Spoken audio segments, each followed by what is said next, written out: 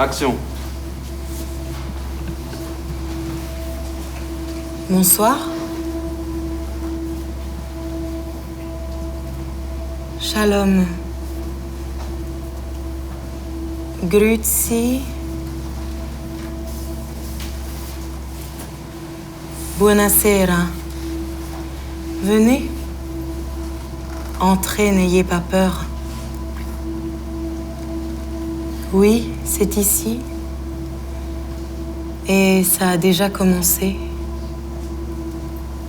Ça a débuté à peine vous êtes entré. À peine vous avez franchi la limite. La frontière qui vous séparait de votre identité en tant qu'individu pour devenir une identité de groupe.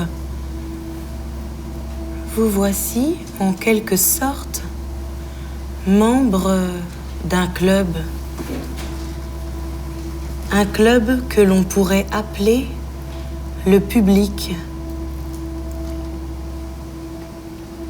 Et si sans équivoque beaucoup de choses peuvent nous différencier, nous sommes reliés par le fait que nous avons tous accepté, ici présents, de participer à ce happening. Permettez-moi de me présenter. Je m'appelle Livy Clark. Je suis galeriste. J'aime l'art. J'aime en parler. Là, vous me voyez bien vivante, mais je suis morte le 15 août 1986. Et bien que de moins en moins de gens le sachent, j'ai participé au succès d'Yves Klein.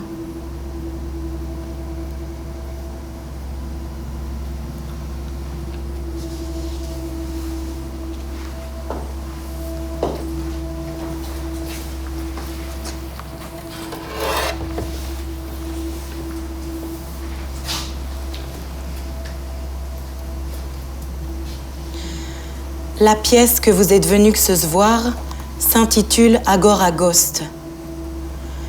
L'agora désigne tout d'abord un espace où les Grecs de l'Antiquité se réunissaient pour exercer leurs droits civiques et où se formaient les courants d'opinion. Les Romains ont à leur tour baptisé cet espace le Forum. Le terme est encore utilisé aujourd'hui sur Internet pour désigner des groupes de discussion. Le terme ghost, lui, renvoie aux fantômes.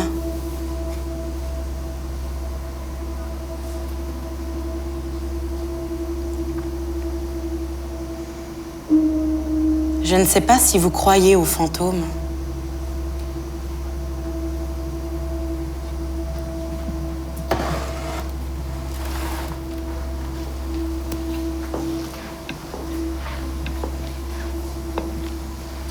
Dans un livre intitulé Spectre de Marx, Jacques Derrida dit qu'être hanté par un fantôme, c'est avoir la mémoire de ce qu'on n'a jamais vécu au présent.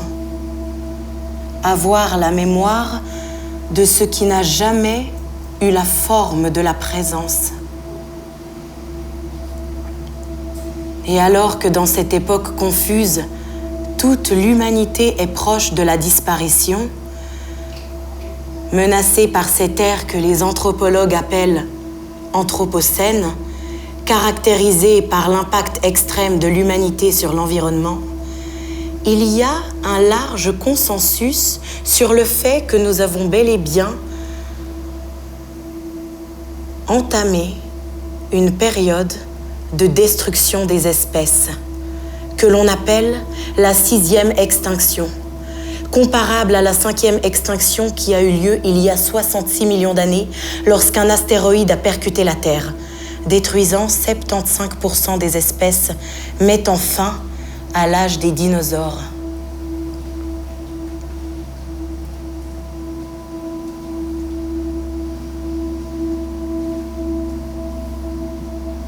Et alors que toutes choses ont une fin, sauf la banane qui en a deux, 8 milliards d'individus ne peuvent pas se tromper.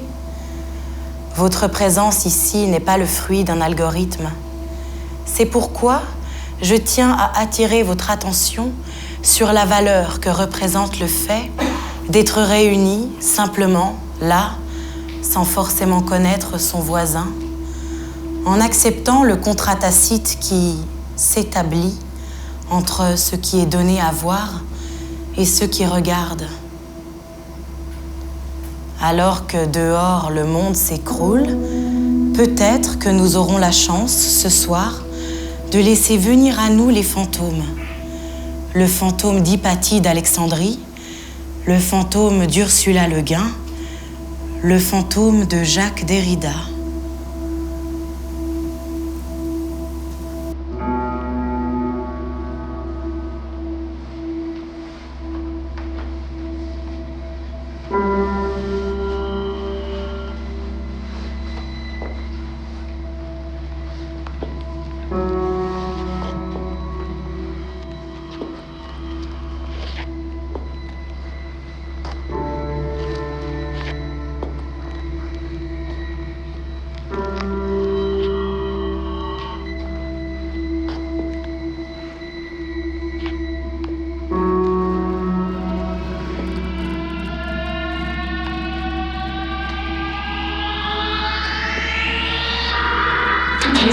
Ont déjà été racontées. Et tout le monde connaît déjà toutes les histoires avant même qu'elles n'existent. L'histoire vraie d'un artiste décédé. La véritable histoire tirée de faits réels. C'est l'histoire de la perception de la réalité. Un artiste est mort, que s'est-il passé ? À dire vrai, les circonstances de son décès n'ont jamais été très claires. Accident, maladie, meurtre, personne ne le sait vraiment. Une chose est certaine, peu de gens étaient présents lors de ses funérailles. Quelques lignes dans la rubrique nécrologique d'un journal local, tout avait été organisé pour qu'il puisse disparaître dans l'oubli. Et puis, quelque chose a cloché. Quelque chose a persisté à vouloir vivre. Une vibration, un son, une voix.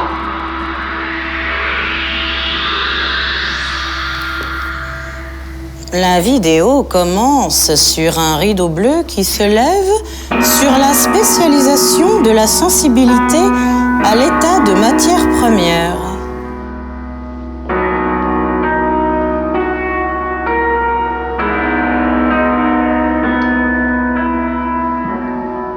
Avant d'avoir été un artiste blanc de 40 ans, l'artiste était juste un enfant blanc qui joue avec un chat. Sur ce document vidéo daté du mois d'août 1980, l'artiste a 6 ans.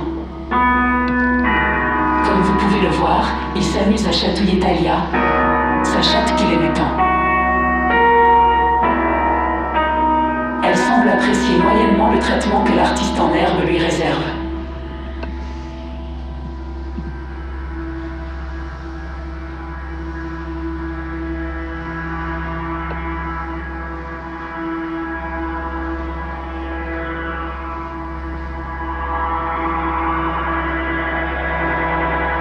À l'écran, il ne reste à l'artiste plus que quelques jours à vivre. Mais ça, il ne le sait pas. On le voit, là, dans son atelier, à essayer d'ouvrir un pot de peinture. La vie peut parfois se résumer à des gestes insignifiants. Dans son cas, elle aurait pu se résumer à une envie maladroite de peindre malhabilement le monde. L'exposition qu'il prépare ne suscitera même pas cet épitaphe. En dehors de quelques spectateurs, aucun journaliste n'aura jamais écrit une seule ligne sur son travail. Sans se poser d'autres questions que bon Dieu, comment ça s'ouvre ce truc ? L'artiste pensait consciemment pouvoir exprimer toute la radicalité de son œuvre, en n'exposant qu'une seule toile de grand format avec une série de mots inscrits en noir sur blanc. De manière inconsciente, c'était l'occasion de garder la place qu'il a toujours occupée au sein du microcosme dans lequel il gravitait jusqu'alors. À savoir, la place d'un type plutôt sympa, délicatement en marge et inoffensif.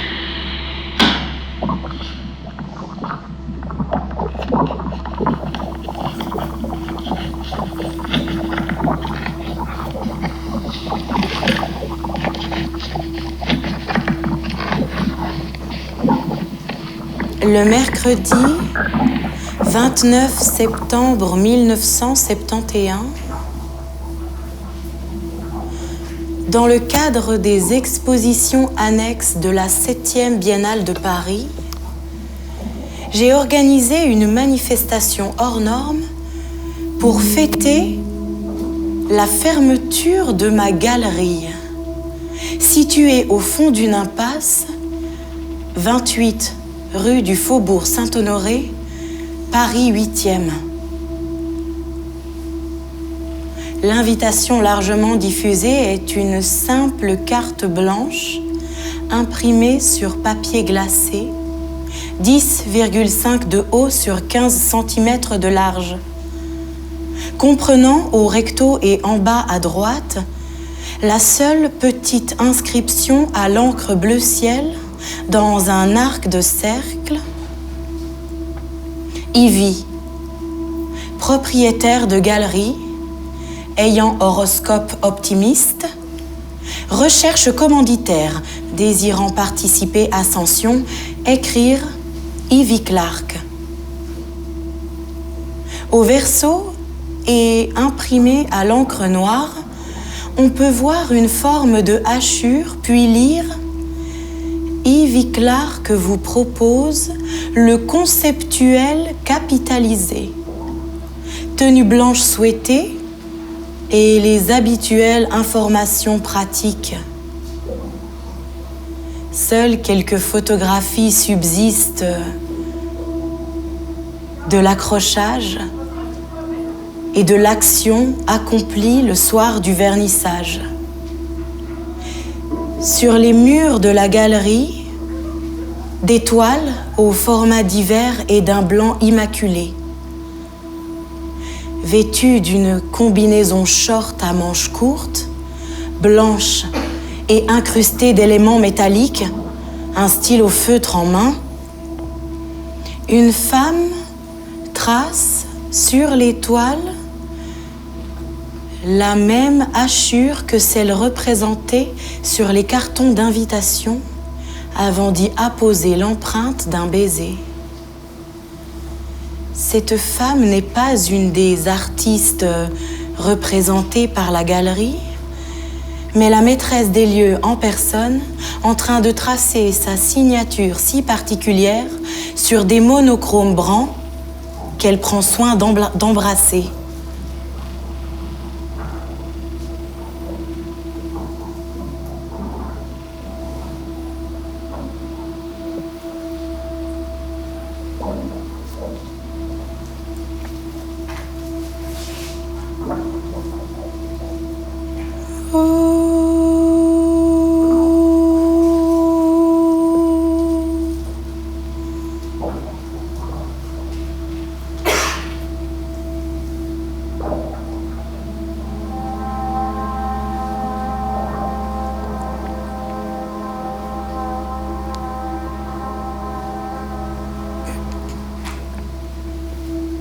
Après 10 ans d'activité intense, j'ai pris moi-même la décision de fermer mon espace d'exposition.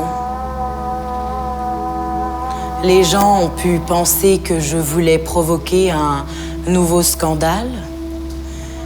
J'étais probablement soucieuse de marquer l'histoire de l'art futur.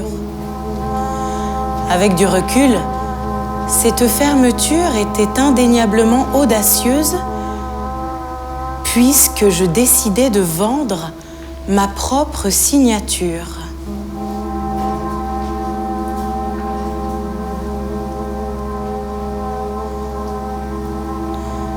Cette proposition faisait écho aux propositions monochromes d'Yves Klein, que j'avais exposées pour la première fois à Paris, dans ma galerie, en mai 1957.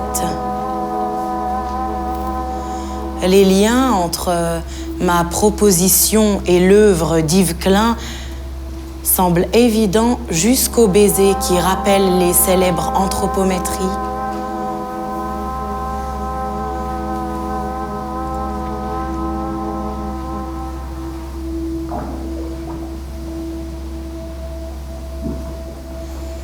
Le soir du 29 septembre 1971,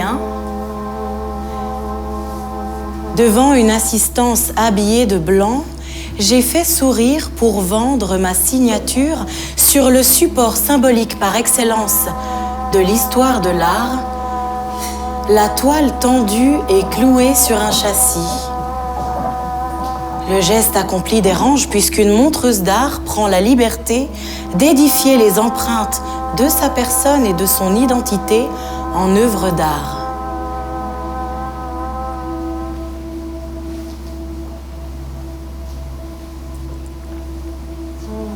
L'aspect cérémoniel émanant de l'action est détourné en son titre par une référence explicite à l'art conceptuel alors en plein épanouissement.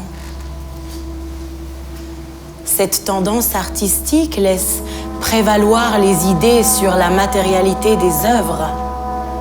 Je voulais brouiller et tourner en dérision les codes et les vocables de l'art qui lui est contemporain. Je voulais orchestrer un nouveau coup, une plaisante mystification dans laquelle je jouais à l'artiste.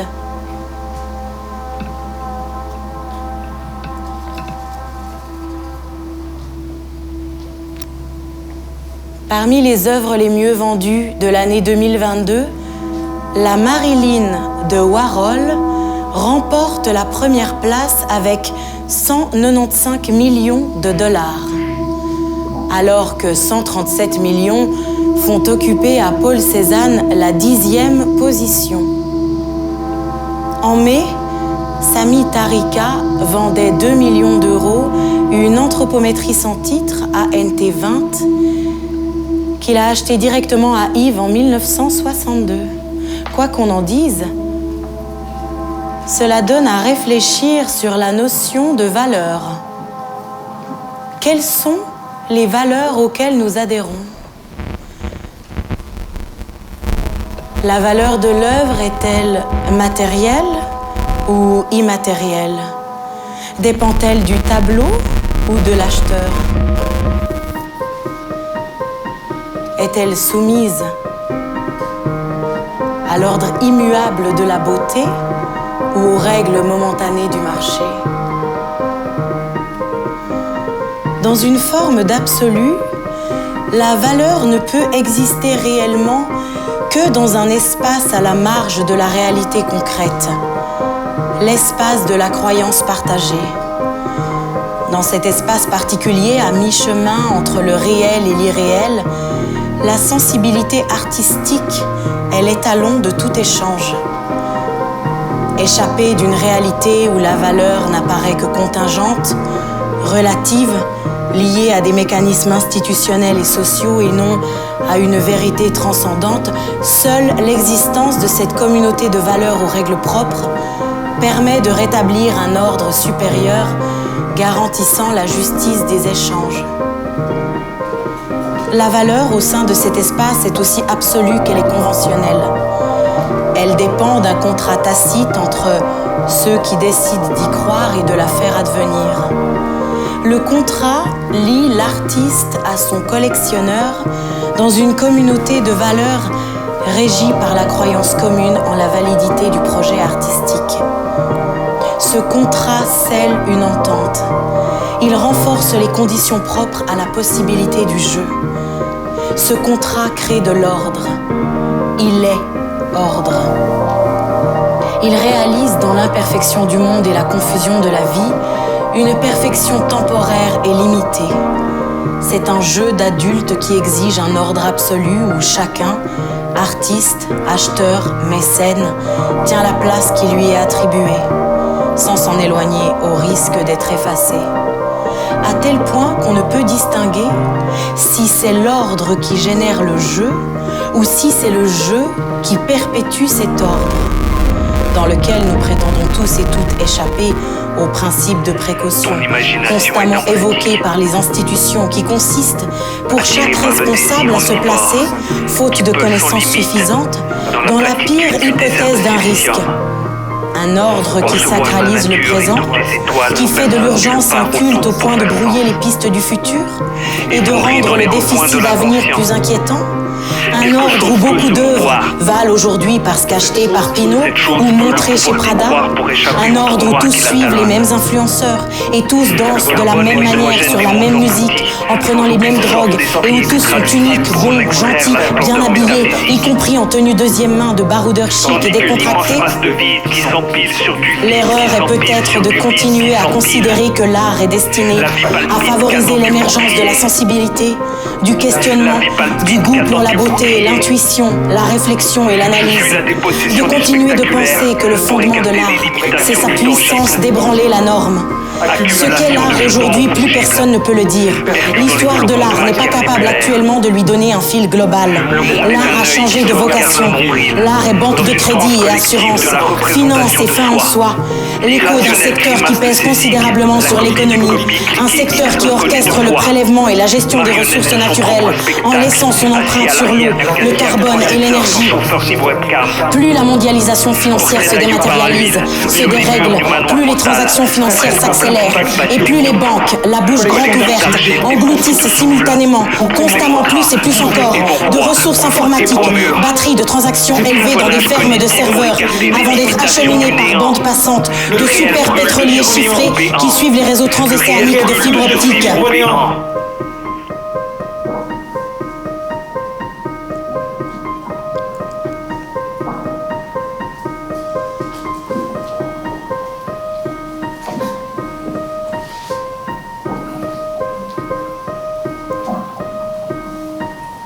« 8 milliards d'individus ne peuvent pas se tromper. Votre présence ici n'est pas le fruit d'un algorithme. C'est pourquoi je tiens à attirer votre attention sur la valeur que représente le fait d'être réunis simplement là, sans forcément connaître son voisin, en acceptant le contrat tacite qui s'établit entre ce qui est donné à voir et ce qui regarde.